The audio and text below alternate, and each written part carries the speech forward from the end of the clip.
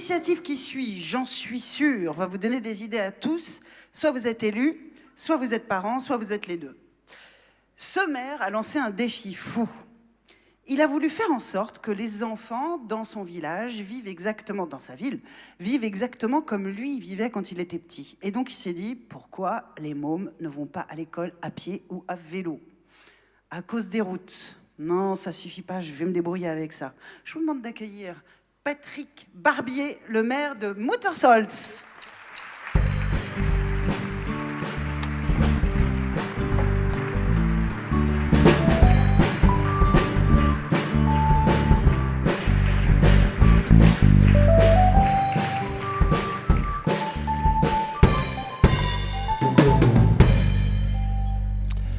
Bonsoir à toutes et à tous. Je suis très heureux, très fier, mais aussi un peu ému. Vous êtes presque aussi nombreux que l'ensemble de la population de mon village.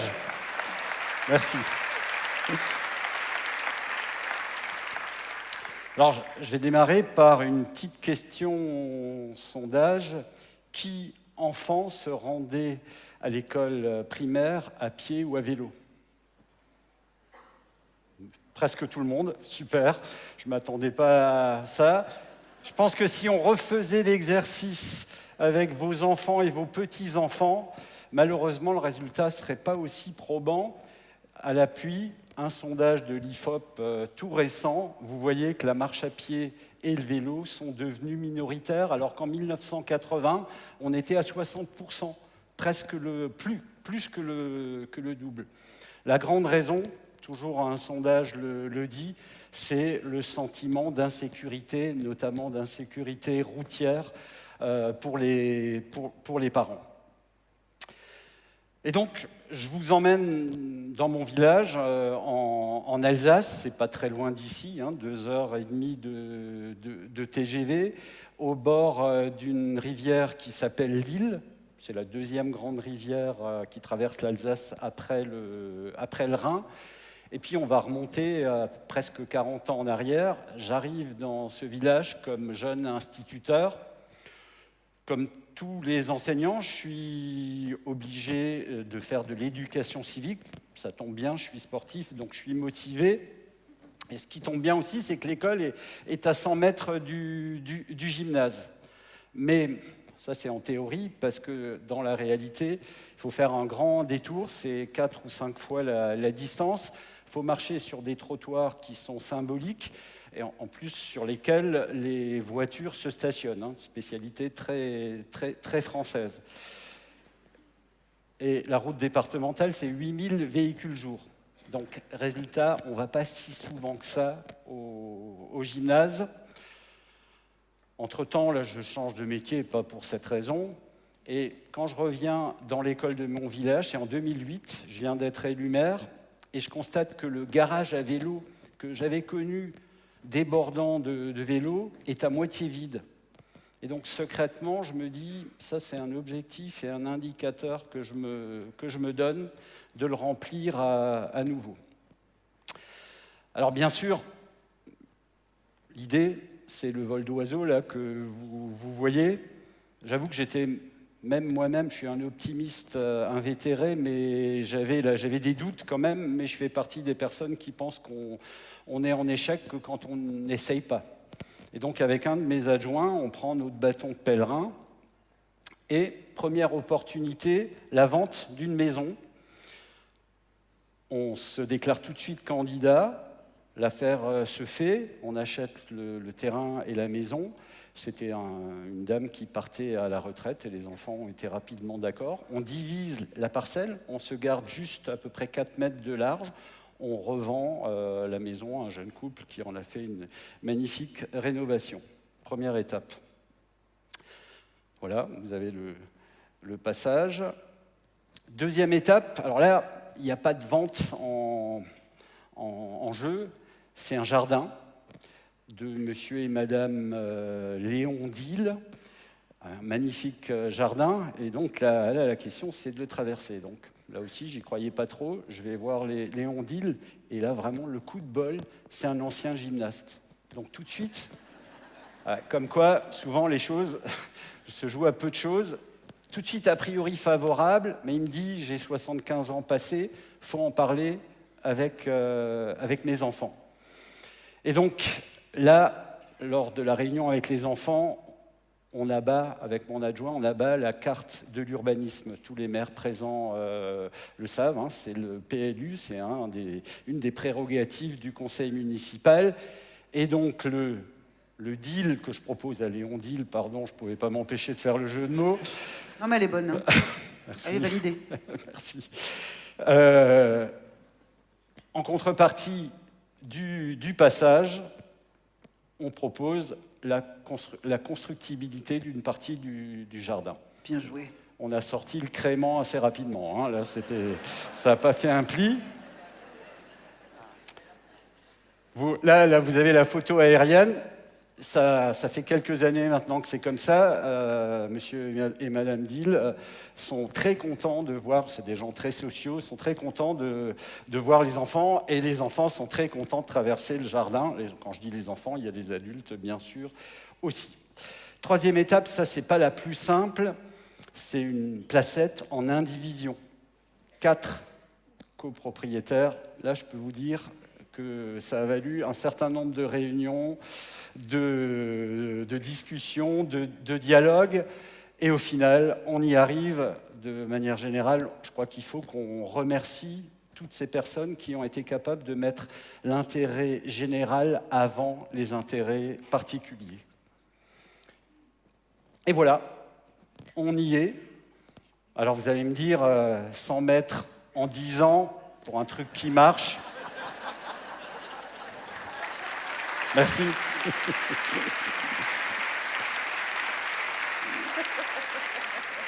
Mais quand même, c'est un premier pas, c'est souvent le premier pas qui est le plus difficile. Vous avez compris que j'ai des convictions écologistes assez fortes. Malgré tout, je suis pour l'écologie des petits pas, mais des nombreux petits pas. Et là, l'objectif, c'est de ne pas s'arrêter en si bon. Bravo, vous suivez, c'est très bien, je voulais le vérifier. Et l'idée, c'est de prolonger le passage doux qu'on vient de faire, avec un objectif qui est plus important que le fait de relier le gymnase à l'école. Cette fois-ci, c'est de relier les domiciles des enfants avec l'école, de façon à ce qu'ils puissent se rendre en toute sécurité à l'école. Et je ne rentre pas dans les détails, mais on a repris les mêmes principes. C'est aller plus rapidement parce que les gens du village l'ont aussi bien compris. On a utilisé aussi des impasses qui étaient publiques, on les a sécurisées. Voilà, il y en a 5 comme ça. Et vous voyez qu'à partir de là, on peut traverser le centre du village à pied ou à vélo de manière complètement sécurisée. Et les enfants, comme les adultes, s'approprient depuis maintenant 4 ou 5 ans ces circulations douces. Vous voyez même des appropriations un peu originales. Des sauvages qui font des graffitis, oui.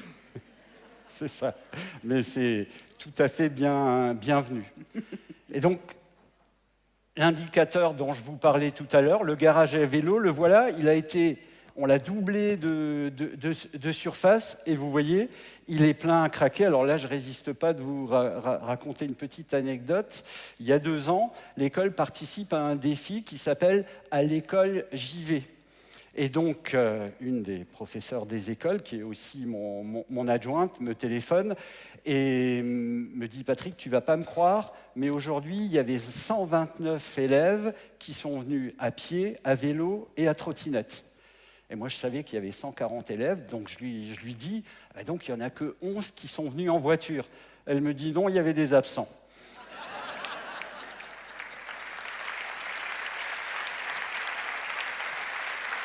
Alors, vous allez me dire, c'est un score soviétique. Hein. Alors, je vous rassure, l'automobile n'est pas interdite à Muttersols et le vélo n'est pas obligatoire. Hein. C'est une vraie politique d'incitation, d'éducation. Par exemple, à l'école, on fait passer aux enfants le savoir rouler à vélo. On les éduque, on leur apprend à rouler à vélo, y compris sur la circulation.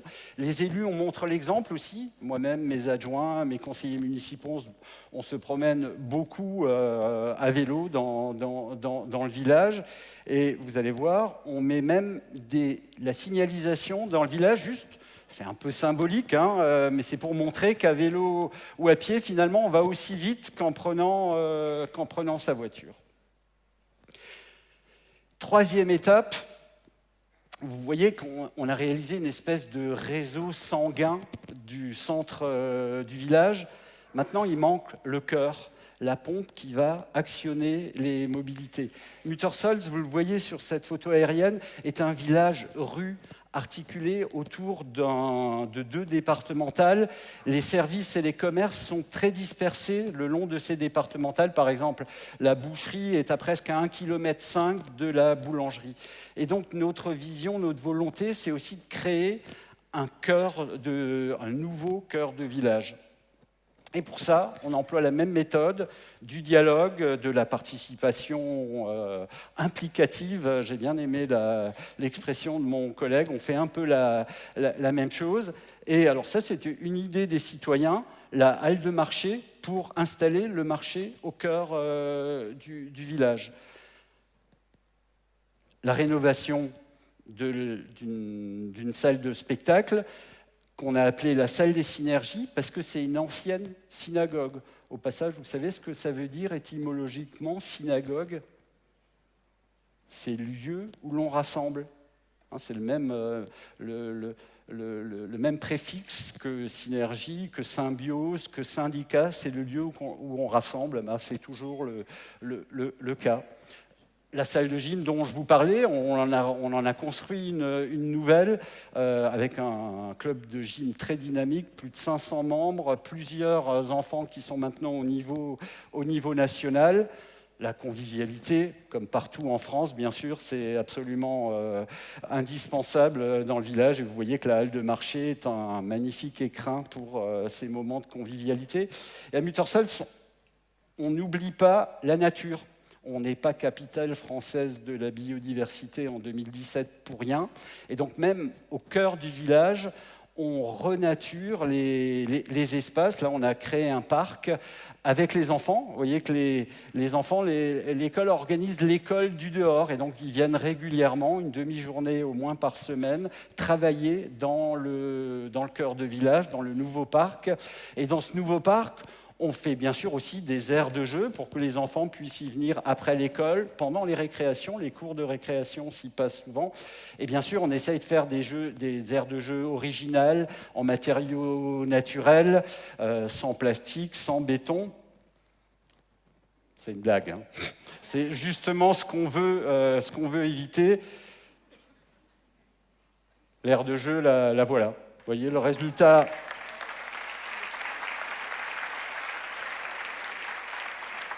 Le résultat pour les enfants est le même, et ça n'a pas coûté grand-chose à la commune, et c'est entièrement sécurisé. Des cabanes en saule vivant, ça ne coûte pas très cher, il faut juste un savoir-faire. Et bien sûr, on est en Alsace, on n'oublie pas la convivialité. Alors là, la petite question, c'est à votre avis, dans la cabane en bois, qu'est-ce qu'il y a dans la cabane en bois? Du Gewürz? J'ai entendu un sauna, du Gewürz, non.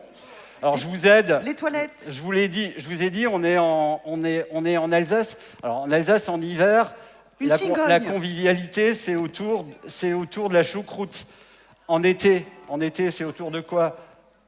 Pas le barbecue, la tarte flambée. Et voilà.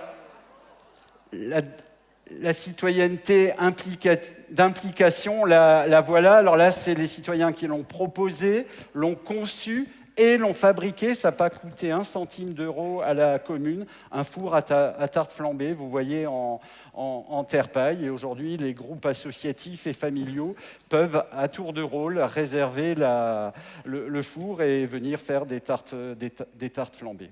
Voilà, une petite image pour résumer l'ensemble.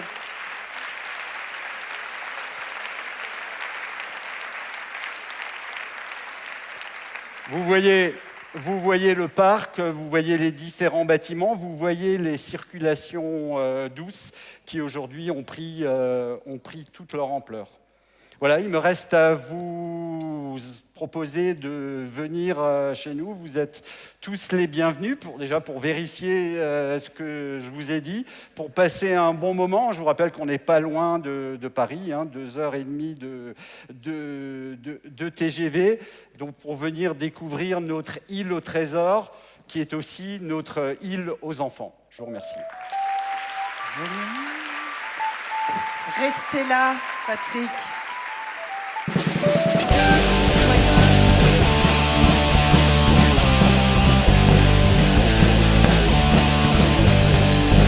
On est rockers. On les a perdus. On les a perdus. J'ai juste entendu, parce que vous l'avez glissé comme ça, monsieur le maire, capitale de la biodiversité, normalement c'est des grosses villes qui ont ce label. On a été la première petite commune à gagner ce concours. C'est un concours qui est basé sur la mobilisation de moyens. Donc forcément, dans les grandes villes, il y a le plus de moyens. Nous, on a un terreau qui est fabriqué depuis une cinquantaine d'années par une maison de la nature. C'est un centre permanent d'initiative pour l'environnement avec des animateurs qui font beaucoup d'éducation à l'environnement. Donc les citoyens impliqués, on les a chez nous grâce à ce terreau très fertile et c'est ça qui explique qu'on fait beaucoup de petits pas. Et comme Patrick Barbier n'est pas à une surprise près, je voudrais juste que vous nous disiez un tout petit mot sur votre cimetière. Alors, on a un cimetière classique, mais on vient, là, ça fait maintenant plus d'1 an, on vient de créer le premier cimetière en forêt. C'est la merveille on l'appelle une forêt sanctuaire. Le mot sanctuaire, c'est un double sens. C'est sanctuaire pour les hommes. On peut mettre au pied des arbres des urnes cinéraires. Et bien sûr, c'est un sanctuaire sur la forêt parce que cette partie-là, on n'y coupera plus les arbres dorénavant. Et on a beaucoup de succès. Je fais le pari que c'est un truc qui va marcher un peu partout sur notre pays. Patrick Barbier, avec tous ces trucs qui marchent. Merci beaucoup, monsieur le maire.